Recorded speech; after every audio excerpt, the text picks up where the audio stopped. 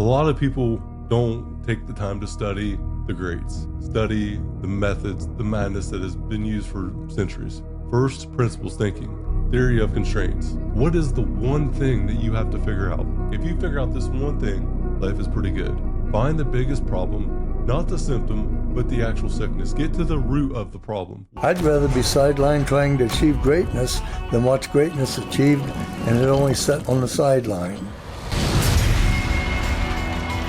Now introducing your host, Jacob Emery. This episode of the Iron and Infrastructure Podcast is brought to you by Unlocking Greatness with Jacob Emery, a coaching community built for those ready to become the strongest version of themselves.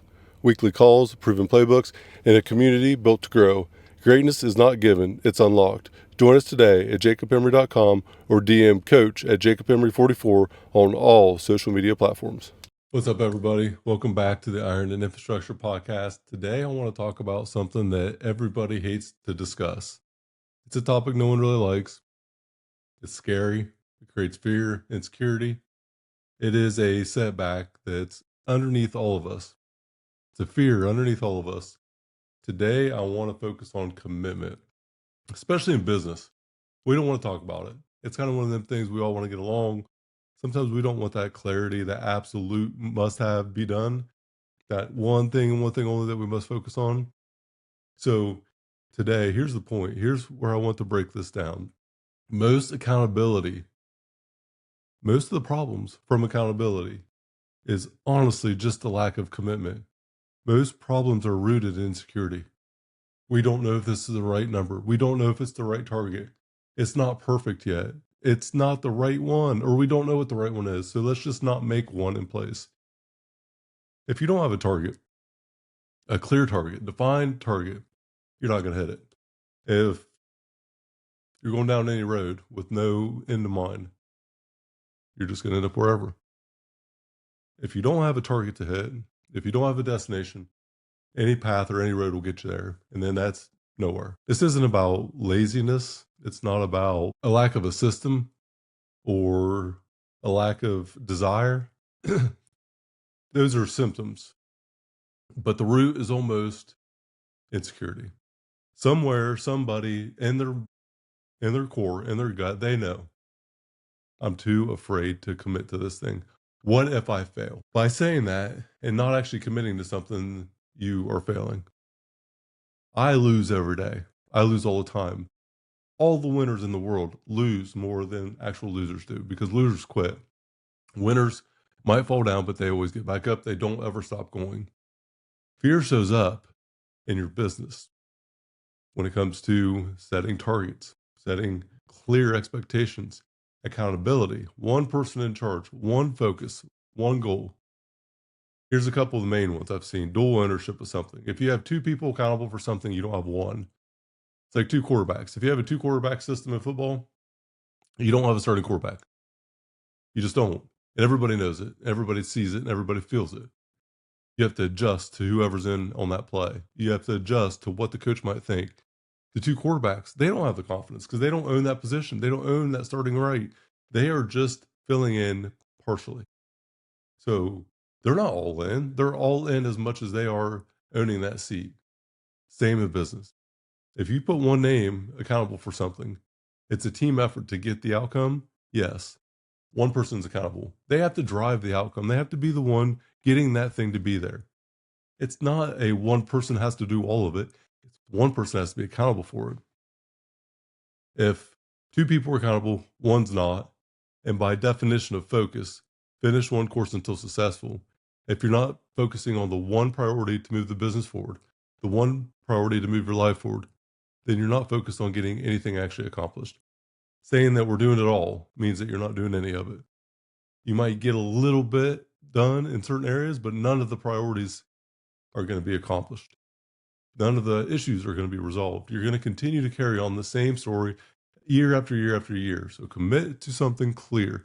And even if it's not the right target at the end, you're going to be a hell of a lot closer than you were at the beginning. A lot of people don't take the time to study the greats, study the methods, the madness that has been used for centuries. First, principles thinking, theory of constraints. What is the one thing that you have to figure out? If nothing else matters but this one single thing, if you figure out this one thing, life is pretty good. Find the biggest problem, not the symptom, but the actual sickness. Get to the root of the problem, one focus, one goal, all in on that. Kitchen fire, dumpster fire. The dumpster fire outside, it's not going to burn the house down. It's not. It might make a mess. It might smell, whatever, but it's not going to burn the house down. Focus on the kitchen fire. You cannot let a kitchen fire go. It will burn the fucking house down. Save your house, protect the kitchen, let the dumpster burn. Do not miss out on what is important by doing what you feel is urgent in the moment. Big picture thinkers have to understand the important, not the urgent. The other example, when you commit, you commit publicly. You commit to something private, that's one thing. That means that you can't lie to yourself, but a lot of people even lie to themselves. You commit publicly. We are going to do this thing. This is the target we are going to set as a team. Then you have accountability from multiple people. You have a lot of people riding on your focus and commitment to get that. I think that's the third biggest reason why we lack commitment in certain areas. Definitive commitment doesn't mean that you're actually going to hit it. Doesn't mean that you're not going to get it. It's not determining the outcome. It's determining on the focus. This is about F&E, focus and execution. What is the 90-day focus and execution that you are prioritizing over anything else? End result you can live with. You go all in on that priority. Whatever the result is not as important as focusing on getting it to be resolved. Focus and execution, F&E. 90 days, one focus, one execution point. Nothing else matters. Go do it. Your life will forever change once you learn this. So let's get into the deep dive. Dual ownership. It is a hiding spot. It is how weak people lead to lessen the blow whenever someone doesn't accomplish something. We've all seen it. We all know it. When two people own a task, nobody does. If you and someone else is both accountable for one thing, the shared accountability automatically by default allows shared lack of responsibility. It allows lack of commitment to it. If you're assigned to 50% of something, why would you be 100% committed to get it done? If you own it all, 100% of it, probably going to do it because you don't have another choice. It's yours and yours only. If you look at having too many things, you got 5 massive things you got to do this quarter. It's too many. Prioritize them. Pick one to start. Don't try to accomplish all of them because once again, the focus. If you have one thing you know that needs to happen now, but it don't take 90 days, have a second and third priority in line. But make sure that the number one thing is the number one thing until it's not anymore, until it's resolved. So what do people who have uncertainty or maybe insecurity, they do? They put 2 people on it. That way, if something goes sideways, they can point somewhere else. They can push responsibility across multiple areas because it's not one person owning the outcome. Outcome, process. What is the clear outcome you need to achieve and the process to get there? One person owns it. Let them own it, and then they will get it to the finish line. Much more likely than having 2 people own what's perceived to be the thing, but actually is nothing. Dual ownership is not about teamwork. It's a hedge. It's a leader saying, I don't trust my judgment enough to commit one person to it. I don't know if this one person is actually competent enough to achieve it. I don't know if it's possible. I don't know that I could even do it. So how do I know if they can? You're never going to know till you get one person in charge of it. So just try it. One person in charge of it. Start with yourself. I am committed to this in the next 90 days. Nothing else matters. Everything else can go to the side until this one thing is done. Commitment, dialed in. And last but not least on this one thing, when you have 2 people in charge, you don't have one. So whenever someone has a problem, it's the game of telephone. They go to one person, they go to the other person. They're going to get different answers, more than likely.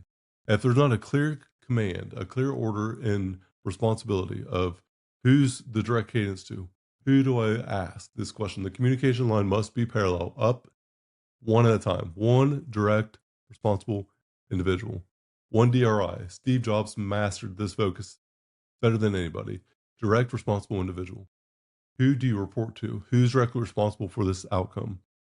Find that one person dialed in, and watch it all change. Focus. When you think about focus, I am the epitome of no focus. The worst person to sit here and talk about focus. Why? Because years ago, focus was the number one constraint that I had as an individual. My progress was hindered by my lack of focus. Today, how do I course correct? How do I sit here now and talk to you about focus? Well, finish one course until successful. So you got to do one thing. Only one thing matters. Subtract everything else at the time being. Make sure that the one thing is the one thing, the main thing is the main thing, and you don't allow anything else. But you must prepare, and you must prepare savagely. You must prepare ruthlessly. Time blocks. Block your calendar. 6 a.m. to 9 a.m. almost every day, I have a priority block. Nothing else comes in. I focus on the priority. I execute according to the plan. If you're not prepared, you're going to fail. The old adage, speak on it all the time, failure to prepare to fail. So just prepare it. The way that I implement this, the easiest and most simplest way, the 3S solution.